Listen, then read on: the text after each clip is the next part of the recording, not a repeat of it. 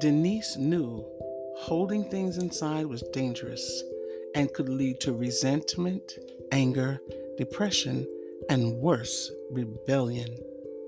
She would begin talking to them this evening. She was sure Mimi and Chrissy would love talking about their mother, but Jay was another story. She thought about the way he and Matt were getting along and she sighed. Matt had his hands full with his little roommate, and Denise had to remind him constantly that things were going to get better. She kept telling him that his patience would pay off by him winning Jay over as a little brother that looked up to him as an ally in a house where the men were outnumbered 5-1. But things seemed to be going in the opposite direction. She wasn't too worried about the two, though, because she knew Matt could handle Jay. She saw how he ignored Jay, and she knew that at the moment that was the best way to handle him. Jay wanted a confrontation with Matt as if he could handle one, and would get furious every time Matt refused to give in. Denise knew Matt was ignoring Jay for her sake. She knew Matt would go to any length to keep her from worrying, so he just ignored Jay. She also noticed that he was paying more attention to that little girl that showed up at church the other Sunday, much to the dislike of Nit and Vet.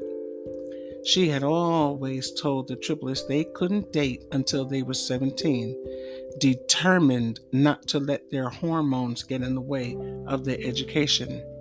And they had been such good kids, bringing in good grades without so much as a complaint. But then the phone calls started coming, and although she didn't like it, she allowed it. The next thing she knew, there was rife. He and Vet weren't allowed to date, but he was always here under the guise of hanging out with Matt. The funny thing is, he always ended up spending all of his time in the dining room with Vet. Their books would be spread out all over the table to give credence to the illusion of studying, but she knew better. And since he had begun coming to church, he even saw her on Sundays.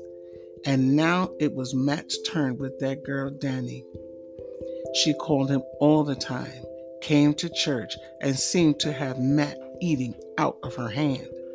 This all made Denise very uncomfortable, but in all fairness, she had to let it fly since she had not clipped Rife in the bud. Matt was on cloud 9 with the attention he was getting and felt it was his strict, no-nonsense behavior that had helped pull Danny to the church and ultimately to him. But Denise was inclined to agree with her daughters that the little tart had ulterior motives, especially since she wore clothes that were more suitable for partying than praising, but decided to let him figure it out for himself. And then there were the girls. Vet was always on cloud 9 since she had the constant attention of a certain Mr. Rife, and although she hated to admit it, Denise had noticed a great improvement in her disposition toward her sister and brother. Her grades always had been good, and they continued to impress her, and in church, her voice reflected the joy she obviously felt in her heart. Ned, on the other hand, was proving to be a test. She resented the new kids, she resented Danny, and she resented not having Vet to herself all the time like she used to. She was just full of resentment and didn't care who knew it, which meant everyone had to walk on eggshells around her or suffer her wrath. That is, until Denise stepped in and let her know she was the only boss in the Jones empire. Net was a very popular young lady and was used to being the center of attention both at home and in school. And when she wasn't the focus of everyone's attention, she was not a happy camper. She still got her share of phone calls from her many admirers, and in church, The young men continued to fawn all over her, but she still hated sharing the spotlight and didn't intend to give up her throne without a fight. Yes, everything was mixed up and crazy, but Denise couldn't ask for a better life, in her opinion. And even if she could, she wouldn't change a thing. But enough reflecting on the kids. Today was her day, and she was finally putting order to her sanctuary. Putting her mind back in cleaning gear, she worked nonstop for an hour and was satisfied to see that everything was back to normal. With a load of clothes in the washer and another pile in the middle of her bed to go to the cleaners, she stopped to survey her progress. Denise had the biggest bedroom in the house, and she had taken great pains to decorate it to perfection. And if she must say so herself, it was a pretty good job.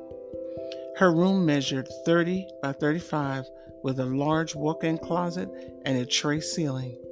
It was painted a beautiful soft aqua topped off by champagne colored borders with tiny rose petals. She had picked a white modern Grace King Italian bedroom set, complete with headboard, night table dressers, with mirror and a large armoire. The lights in the headboard and mirror always cast a soft glow in the room that Jason had loved and made her feel like she was still on her honeymoon. The finishing touch and her favorite part of her room was her vanity table. She had an oval shaped oriental rug flown in from China and had purchased an oil painting at an auction that featured a sleeping mother and child. She loved the feel of the satin sheets caressing her body and had a set of every color in the rainbow. Looking at her room brought such a rush of nostalgia, she had to catch her breath and felt tears begin to sting the corners of her eyes. But just as suddenly, the feeling passed, and for the strangest reason she could not understand, a picture of the coach appeared in her mind. Now, what am I thinking of him for? She said out loud to herself as she turned to leave her room, with the intention of taking her clothes to the cleaners. I've got to finish up this room and get dinner ready. The kids won't want any excuse when it's time to eat, and I still have to get ready for Bible study tonight. Sister Davidson is still waiting for me to get back to her about the flyer for the choir anniversary, and I haven't even begun talking about what I'm going to wear for church on Sunday. So what am I doing wasting precious time thinking about William Banyan? She said with a little irritation. She was very disturbed to find that since she had seen William Banyan in her church, had been popping up in her mind quite frequently. Determined not to entertain foolish thoughts, which is exactly what she thought she was having, she walked downstairs and picked up her car keys when the phone rang. Who in the world is calling me now? She thought with frustration. Putting the clothes down, she picked up her cell phone and took a deep breath to clear her head from all thoughts of the coach. God bless you, hello, she said in her business voice that she was told sounded not business at all, but very sexy. God bless you too, Sister Jones. Did I catch you at a bad time? Asked a familiar male voice that so shocked her that for a moment she couldn't speak. Hello, Sister Jones. Are you there? Uh, yes, I'm here. I'm sorry. Please forgive me. I wasn't expecting a call. I wasn't expecting to hear. Um, Clearing her throat, she decided to stop speaking, clear her head, and start again. Hello, I'm here, and no, you didn't catch me at a bad time. Although I must say, I'm a bit surprised to hear from you. Is everything all right? Everything is fine, Denise. And I know this is a surprise and a shock, but I couldn't help myself. Please forgive me if I've overstepped my bounds. But you have been on my mind so much lately, I just couldn't put off calling you another day. Is that right? Yes, that's right. And I know what you're thinking. So let me just say this call is not meant to make you feel uncomfortable. You know what I'm thinking, do you? Yes, I do. Then why are you still on the phone? Sweetheart, please give me a chance. I know I called you without asking if it would be all right, but how can I ask if it would be all right if I don't call and ask? You could have asked me when you saw me in Bible study tonight, and don't call me sweetheart. I'm sorry, Denise, but I wanted to speak to you today. I couldn't wait until tonight, and you were so heavy on my mind. I just couldn't wait another minute. You are really something else, and call me Sister Jones. Oh, sure, sure. Sorry, Sister Jones. Sure. And before I forget, I want you to know that you looked absolutely beautiful Sunday in that blue suit. Thank you, she said, feeling more uncomfortable with each passing moment. And I know this may seem kind of sudden, but I was wondering if we could get together sometime for lunch or dinner. Oh, I don't know if that would be such a good idea. Sister Jones, I've been watching you for a long time, waiting for just the right opportunity to ask you out. Please don't say no. Just think about it. I have to go. Please excuse me. Denise, please don't hang up. I'm sorry I called without notice, but you have to know what you mean to me. Listen, I don't know any other way to say this, so I'm just going to come out and say it. I am not interested in you that way. We can only be friends, and I would greatly appreciate it if you would not call my phone. By the way, how did you get my number? Denise, Sister Jones. Sister Jones, you're not even giving me a chance. If you would just listen to me 1 minute. I'm sorry. I don't want to be rude, but I have to go now. And please, don't call my phone anymore. If you want to speak to me, you can do so at the church. Goodbye, Gavin. Denise hung the phone up and sat down on the bed with her head spinning and a knot churning in her stomach. As if she didn't have enough to contend with, she was not ready to have Gavin Winters hot on her trail again. She wasn't sure why, but her pulse was beating very rapidly and her hands were sweating. She was sure she wasn't afraid of this man, and she was absolutely positive she wasn't attracted to him. So why had he suddenly caused her to be nervous? She was furious. That's why. How dare he take it upon himself to call her without so much as a clearance from her? The nerve of his invading her privacy and trying to make it seem like it was the most natural thing for her to be on his mind. Yeah, that was why her stomach was in knots and she was gripping her keys so tight that her hands ached. She decided she was going to have to set him straight face to face when she saw him at church tonight so that this never happened again. There was one thing Denise Jones was not afraid to do. That was to reinforce the perimeters of her privacy so that there was no mistaking her wishes to be left alone. She had been approached by several men since the death of her husband, but she had politely but firmly let them, each and every one of them, know she was not interested, and they had promptly left her alone. But this Gavin character was proven to be somewhat of a nuisance. She had turned him down at least twice before, and he still seemed like he wasn't getting the message. Well, she had tried to be nice, but he had crossed the line by acquiring her number and calling her without her permission.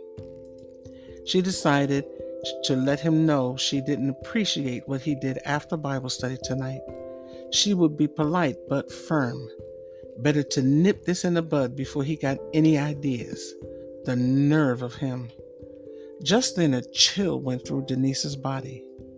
There was something about Gavin that she never liked but tried to ignore. She didn't know what it was, but she knew it wasn't good. She had tried to ignore it, always trying to see the best in a person and not be judgmental. But this Gavin guy has something going on with him that wasn't quite right. She couldn't put her finger on it, but she knew it wasn't right. She never said anything to anyone because she hadn't actually seen him do anything or heard him say anything. Just the same, there was something there. And to confirm her suspicions, here he gets her number and calls her up out of the blue without so much as a howdy do. After a few minutes of head shaking, she dismissed Gavin from her mind, collected her clothes and her thoughts, and headed off to the dry cleaners. So caught up was she in her mission to go to the cleaners was she that she didn't notice the maroon colored minivan parked a few doors down from the house. It pulled away from the curb just as she was pulling out of her driveway. She turned the car radio to 1010 winds to catch the latest news of the day and paid no attention to the maroon minivan that kept at least 3 car lengths behind her and stayed with her all the way to the cleaners. When she had parked her car and gone into the cleaners, the driver of the maroon minivan sat for a few minutes looking at the tiny screen on the digital camera he had purchased last week. He was glad he had invested in the more expensive one with the zoom lens because he could see every detail of the woman that made his heart ache. He looked at the expression on her face and let his eyes travel over the outline of her body as she picked up the bundle of clothes from the back seat of the car. He loved the way she stuck her tongue out of the corner of her mouth when her concentration was focused on something and the way it made his heart skip a beat. He then scrolled back through the many pictures he had taken of her in the last few days and wondered how many shoes she actually owned. He didn't think she had worn the same pair of shoes twice in the same week. And on the days when she had on a skirt or a dress, all he could think was, wow. He imagined her placing the clothes on the counter and telling the owner what day she wanted to return to pick them up. He imagined her watching the man as he picked up each item and examined it to make sure there was no damage he would get blamed for. He imagined her telling him her address and reaching for her purse to leave a deposit for the clothes. He envied the man and wished that it could be him touching, caressing, and smelling her clothes. He wished he could take each piece and delicately clean, press, fold, and hang it up. He would love to be able to promise her that her clothes would be ready in a few days for her to drape over her gorgeous body for the world to admire, but only he could touch.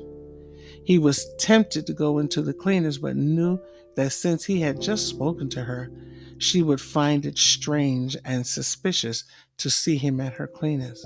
So he just sat and imagined what she was doing on the other side of that wall. He told himself that it would be just a matter of time before he would be with his one true love. For the millionth time, he closed his eyes and fantasized about holding and loving Denise Jones. He wanted to tell her funny stories so he could hear her laugh, that infectious little laugh. He wanted to work and bring home his entire paycheck and hand it over to her so she could reach up and wrap her arms around his neck in gratitude and press her soft, full lips against his. He wanted to wake up each morning knowing he was married to the most beautiful woman in the world. He wanted to get dressed on Sunday mornings and have her hold his arm as they walked out of the house on their way to church. Well, he had waited long enough, and the months of pining were over.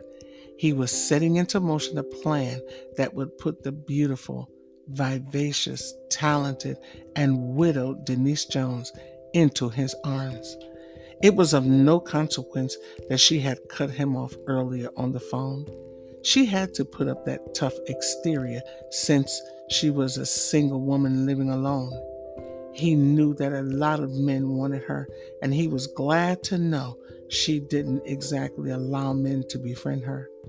That just made him more excited and confident that when she finally allowed him to be the man in her life, he wouldn't have to worry about her cheating on him. She would be loyal and trusting, and he would be just as devoted to her. Of course, there was a momentary flash of anger and annoyance when she didn't let him finish talking and had hung up on him, but he told himself it was only because she didn't know him yet. The idea of smashing his hand through the windshield forced him to calm himself down. He told himself not to go back to that dark place where only rage and anger ruled. She's going to be your wife. Remember that. You can't allow the past to ruin this relationship like it ruined the others. So calm down right now. I won't let you spoil this for me like you did all the others. I won't. She's beautiful and I want her, and you will not ruin it. But what if she won't have you? What if she turns you down and refuses to see that you and she would make the perfect couple? She won't refuse. She's smarter than the rest of them. She'll see that we belong together. You said that about the other one, the one in Florida. You said she was different. You said she was smarter. You said she was going to be the one. I know what I said, but that was a mistake. She didn't go to church and she was too young. This one will be different. I know it. But what if she isn't? Suppose she decides she wants to be with someone else, like that white guy. You saw the way he's been looking at her. Suppose she decides she wants to be with him. Are you going to hurt her like you hurt the others? I would never hurt her. She is perfection. That's what you said about the others, but you ended up hurting them anyway. Well, this time will be different. I know she'll have me. I just know it. And if she doesn't, then I'll just have to persuade her to see that I'm the one for her. Are you going to hurt her? No, I told you I would never hurt her. Then how are you going to persuade her? Don't worry. I've got everything planned. If she won't see me for the champion, provider, and hero that I am, then I'll just have to show her. But you won't hurt her, right? I won't lay a finger on her. You promise? I promise. Heaving a deep sigh, the driver of the minivan shut off his camera, looking hard at his image in the rearview mirror, put the van into gear, and drove slowly out of the parking lot. He didn't want to be there when she came out of the cleaners.